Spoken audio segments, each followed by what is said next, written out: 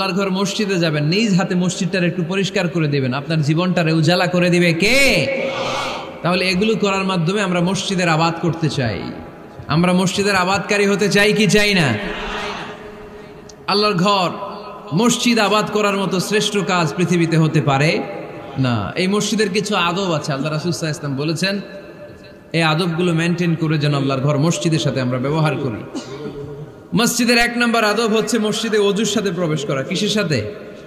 ওযু করে পরিচ্ছন্ন হয়ে মসজিদে প্রবেশ করা। এজন্য অপবিত্র অবস্থায় গোসল ফরজ, এরকম অবস্থায় মসজিদে ঢোকা যাবে? কথা বলেন, ঢোকা যায়? যেই নারীদের মাসিক চলতেছে, মেনস্ট্রুয়েশনাল পিরিয়ড চলতেছে, ওই নারীদের পক্ষে মসজিদে ঢোকা জায়েজ আছে? নাই। তাহলে এটা হলো 1 নম্বর আদব। মসজিদে ঢোকার সময় কি করে ঢুকবো? ওযু করে। আওয়াজ করে বলেন, কি করে ঢুকবো? ওযু করে। 2 নম্বর আদব হচ্ছে মসজিদে যাওয়ার সময় সবচেয়ে ভালো জামাটা পরে যাব, সবচেয়ে ভালো পাঞ্জাবিটা পরে যাব। জান তো আপনারা? না সবচেয়ে সিরাটা পরে যান? হ্যাঁ, অনেকের নামাজের জন্য একটা পুরান জামা আছে, সিরা পাড়া, এদিকে হাত উঠাইলে দিকতে দেখা যায়, আছে না নাই? সবচেয়ে সিরা পাড়াটা রাখে নামাজের জন্য, কপাল পোড়া। আর সুন্নাতে খাতনার অনুষ্ঠানে গেলে মাশাআল্লাহ লেহেঙ্গা গায়ে দিয়ে যায়, আছে না নাই? না, আপনি ইবাদতের জন্য সবচেয়ে সুন্দর জামাটা রাখবেন। এজন্য রাব্বুল আলামিন বলেন, ইয়া বানি আদম খুযু যিনাতাকুম ইনদা কুল্লি মসজিদ। ও বনি আদম, তুমি যখন আল্লাহর ঘর মসজিদে ঢুকবা, ও বনি আদম, তুমি যখন নামাজের মুসল্লায় দাঁড়াবা, তোমার সবচাইতে দামি, সবচাইতে সুন্দর জামাটা গায়ে দিয়ে তুমি নামাজে দাঁড়াও। ঠিক কি না? তাহলে এখন মসজিদে যাওয়ার সময় কি গায়ে দিয়ে যাবেন বলেন? খিতা করবাইন?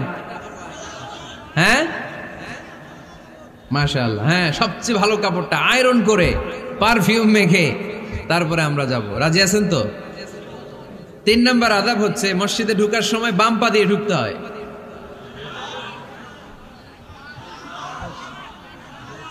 কোন পা? আরো জোরে।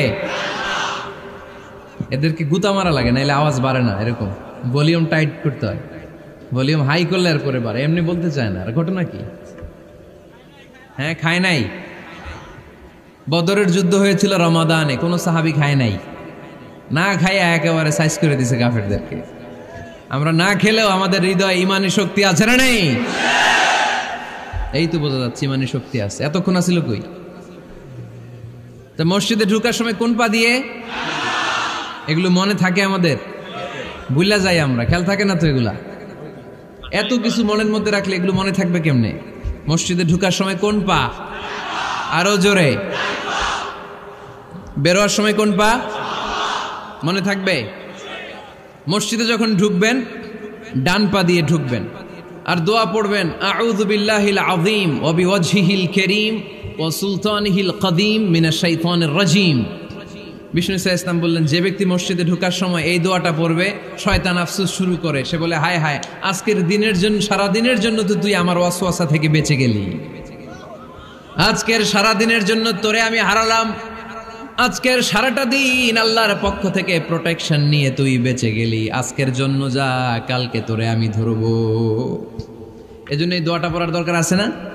আউযু বিল্লাহিল আযীম ওয়া বিওয়াজহিল কারীম ওয়া সুলতানিহিল কদীম মিনাশ শাইতানির রাজীম। 4টা বাক্যের দোয়া। মুখস্থ করতে কষ্ট হলে যে ইউটিউবে চলে যাবে আজকেই, ওখান থেকে শুনে আপনারা মুখস্থ করে নেবেন, এই দোয়াটা পড়বেন। তাহলে ওই দিনের জন্য শয়তানের ওয়াসওয়াসা, টেম্পটেশন, প্রভোকেশন থেকে আপনি আল্লাহ তাআলার প্রোটেকশনে চলে গেলেন। সুবহানাল্লাহ পড়েন। তারপরে আল্লাহর হাবিব বললেন, ঢোকার আগে আমারে সালাম দাও। পড়বেন, আসসালামু আলাইকা আইয়ুহান নাবিয়্যু ওয়া রাহমাতুল্লাহি ওয়া বারাকাত।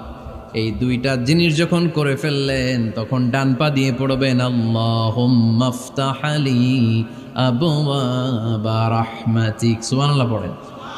আল্লাহুম্মা আফতাহ লি, ও আল্লাহ আমার জন্য তুমি খুলে দাও আবওয়াবা রাহমাতিক, তোমার রহমতের দরজা। তার মানে মসজিদে ঢুকলে রহমত পাওয়া যায় কি যায় না? মসজিদে ঢুকলে পাওয়া যায় রহমত, মসজিদের বাইরে রহমতের কথা আল্লাহ বলে নাই। মসজিদের ভিতরে রহমত। কোথায় রহমত? কোথায়? মসজিদের ভিতরে রহমত আছে না? তার প্রমাণ, মসজিদে ঢুকলেই শান্তি লাগে কেমন জানি, আর ঘুমে ধরে। মসজিদে ঘুমাইছেন কারা কারা দেখি? সবাই ঘুমাইছেন? আরে আমি কত ঘুমাইছি। জুমার নামাজের সময় যে কি ঘুম আসে, আসে আসে কমন পড়ছে, একেবারে কমন পড়ে গেছে। ঘুম আসে কারণ রহমতের ঝিরি ঝিরি বাড়ি ধারা আল্লাহ তাআলা আরশের উপর থেকে নাজিল করতে থাকে। আর এই রহমতের কারণে হৃদয়টা প্রশান্ত হয়ে যায়, অনেকের ঘুমও চলে আসে, ঠিক কিনা? এজন্য আল্লাহুম্মা ইফতাহ লি আবওয়াবা রাহমাতিক, ও আল্লাহ তোমার রহমতের দরজাগুলো আমার জন্য খুলে দাও। এই দোয়া পড়লে রহমতের দরজা খুলে দেয় কে? আবার মসজিদ থেকে যখন বের হবেন তখন কোন পা দিয়ে?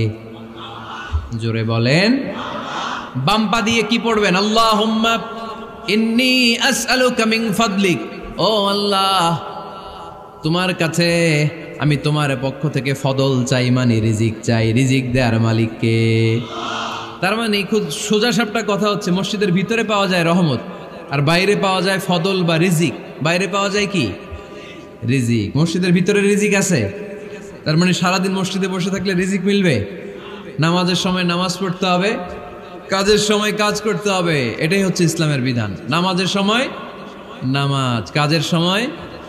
আমি প্রশ্ন করবো, আওয়াজ করে উত্তর দেন। নামাজের সময়, কাজের সময়, নামাজের সময়, কাজের সময়, এটা মনে থাকবে। এজন্য আল্লাহ বললেন ফাইদা কুদিয়াতিস সালাতু ফান্তাশিরু ফিল আরদি ওয়াবতাগু মিন ফাদলিল্লাহ। যখন তোমাদের সালাত শেষ হয়ে যায়, আল্লাহর রিজিক অন্বেষণের জন্য আল্লাহর জমিনে তোমরা ছড়িয়ে যাও। নামাজের সময় আসবেন, নামাজ শেষ বের হয়ে যান। ফান্তাশিরু ফিল আরদ, জমিনে ছড়িয়ে পড়ো।